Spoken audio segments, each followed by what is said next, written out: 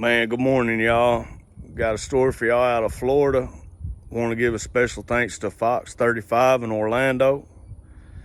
Man, this is a tough story here. These two little girls was attacked by their own dad. You know, there should be something a kid never has to worry about, their own parent turning on them. You know, I'm nowhere near a perfect dad, but the last thing I would ever want to do is see my kids hurt, you know, and much less at my hands. If you need help, you need to get help, man. There's people out here willing to help you. There's no sense in this, man. This kind of anger, this kind of craziness in this world, man. We got to do better. We got to get it together, man. Tonight about what a 12-year-old little girl did to survive after police say her own father tried to kill her. Police say she played dead until her dad passed out. Then she ran a mile to the McDonald's where her mother worked to get help.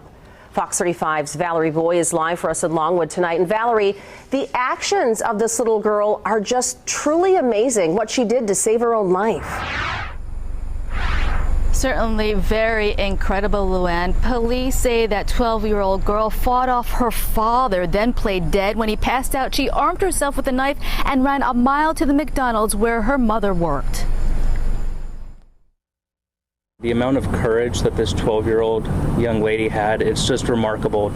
Officers show their support for a 12-year-old girl attacked in her own home, police say, by her very own father. At that age, to be sleeping and woken up by being attacked with a knife, seeing your younger sister and the condition she was in.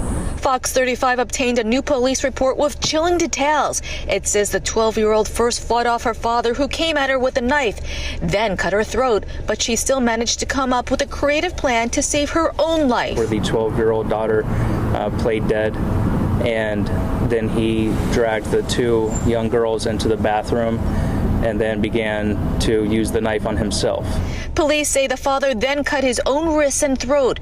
When he fell unconscious, investigators say the girl grabbed a knife for protection. She saw her sister dead in the hallway but still kept running. She ran almost a mile covered in blood to this McDonald's where her mother worked. That's where workers called police. Found the 12-year-old there who was covered in blood at the time. Dr. Janie Lacey of Total Life Counseling says when there's chronic fear in a home, children figure out how to survive. Especially if they're older children, the instincts that will kick in were already developing along the way because of potentially the conditions that were already observed in the home. Everyone from her neighbors to the officers who responded to this horrific scene are amazed at the 12-year-old's will to live. Such a smart girl, such a, brave girl. Grown adults may not have been able to come to that decision, and this 12-year-old did that, and she's alive today because of the choices that she made.